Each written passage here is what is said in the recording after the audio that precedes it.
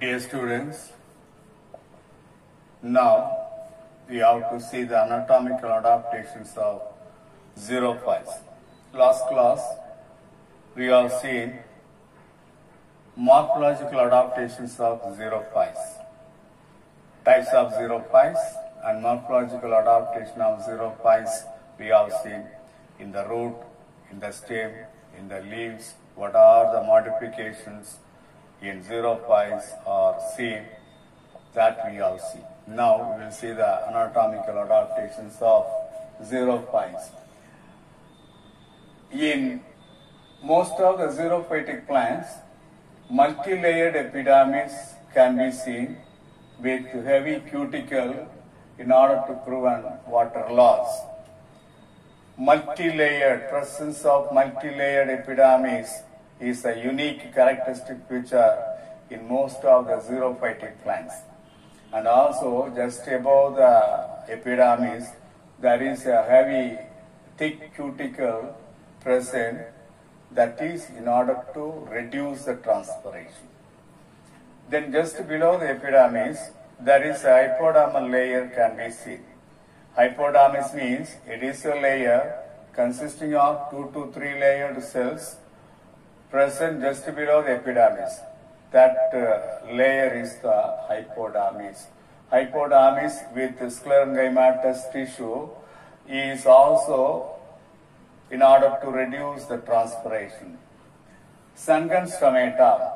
Sunken stomata, normally stomata can be seen in the upper epidermis or in the lower epidermis. This is the stomata, either in the upper epidermis or in the lower epidermis. The stomata will be more in number in the lower epidermis than the upper epidermis. This is the normal stomata. But when the stomata present in cavities like that, this is sunken stomata.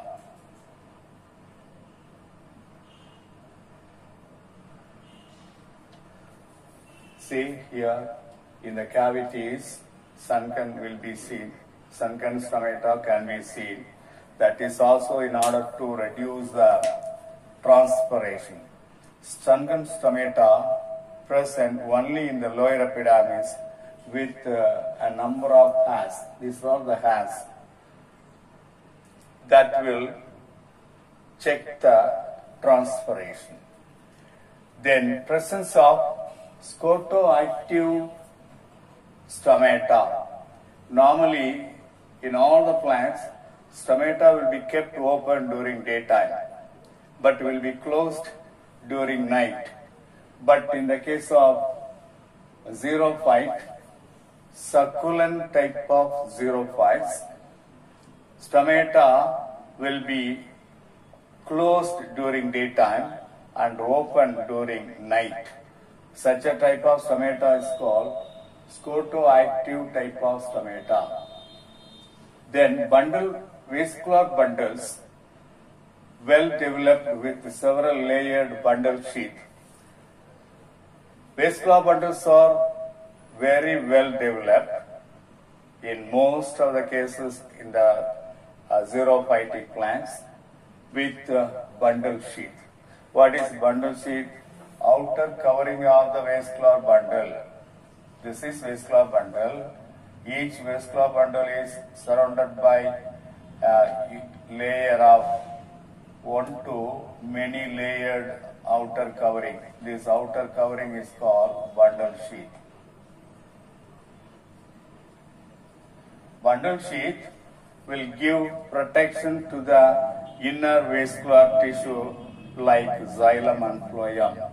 So vascular bundles are very well developed in most of the xerophytic plants with bundle sheath. Several layered bundle sheath can be seen. Not one layer, several layered bundle sheath can be seen. Normally, in the case of angiospermic plants, in most of the angiospermic plants, the monocot stem In monocot stem, each vascular bundle is surrounded by a sclerenchymatous layer of bundle sheath. But in the case of dicot leaf, each vascular bundle is surrounded by a layer of parenchymatous tissue. So in dicot leaf, the bundle sheath is parenchymatous, but in monocot stem, the bundle sheath has sclerenchymatous bundle sheath that you have to refer. Mesophyll tissue is well developed into palisade and spongy parenchyma. What is a mesophyll tissue? Mesophyll tissue is a ground tissue that is present between upper and lower epidermis of the leaf. Mostly in dicot leaf, if you take section, you can see a ground tissue that is present between the upper and lower epidermis, that is called mesophyll tissue. Mesophyll tissue consists of two types of parenchyma tissue. One is palisade parenchyma, another one is spongy parenchyma. Here, mesophyll tissue is well differentiated with palisade parenchyma and spongy parenchyma. Then this is a unique character, presence of water storage tissue in the stem. In most of the xerophytic plant, water storage tissue can be seen in the stem. But in the case of succulents, the leaf contains water storage tissue which will store water and that will be used during the dry condition. So these are all the anatomical adaptations of xerophytes. Come to physiological adaptations. Most of the physiological process concerned with the reduction of transpiration. All the physiological processes are concerned with water loss. We'll check the water loss. So that is that. The life cycle is completed within a short period in order to avoid drought season. In the case of ephemerals, the life cycle is very, very short, so that the ephemeral type of xerophytic plants will avoid the drought condition. That is. Come to the tears of a nerium leaf. Year before last year, this question asked under 5 marks question, detailed answer. It is the structure of the nerium leaf is given in the page number 138 and figure 6.23.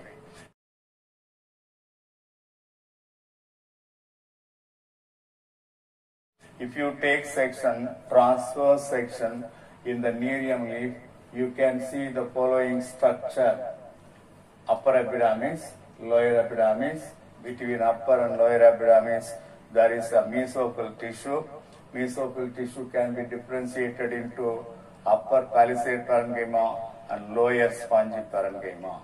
Palisade parenchyma, the cells are elongated, cylindrical, and they are compactly arranged, and they contain plenty of chlorophyll pigments.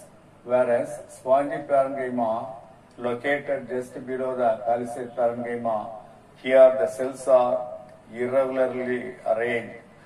They are irregular cells. They are loosely arranged with lot of cavities, lot of intercellular space. Just above the upper epidermis, there is a thick cuticle is seen. Just below the lower epidermis, thin cuticle can be seen.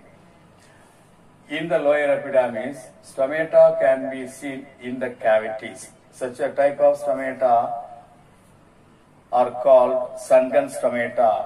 The sunken stomata is, each sunken stomata is covered by hair, tricho. Tricho means hair. This is also in order to reduce transpiration. So these are all the structural feature can be seen in the page number 138. Next, in the same page number, figure 6.24. Here, tears of a circular leaf of peperomia given.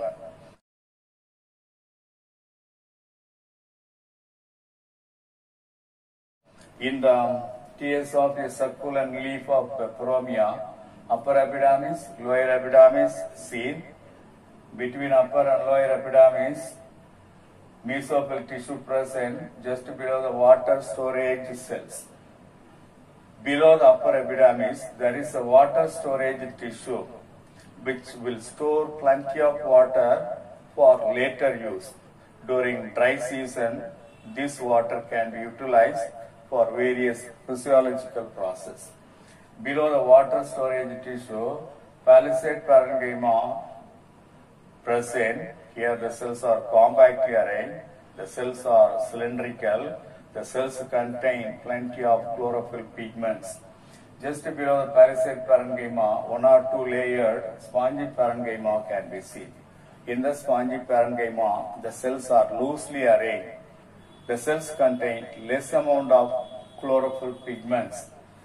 So just below the spongy parenchyma, lower epidermis can be seen with a number of stomata. So that is a very simple structure, the TS of a succulent leaf of peperomia.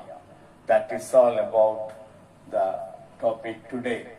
Now we have seen anatomical adaptations of 0 points, physiological adaptations of 0 points, TS of a nerium leaf and TS of a succulent leaf of peperomia. That is all.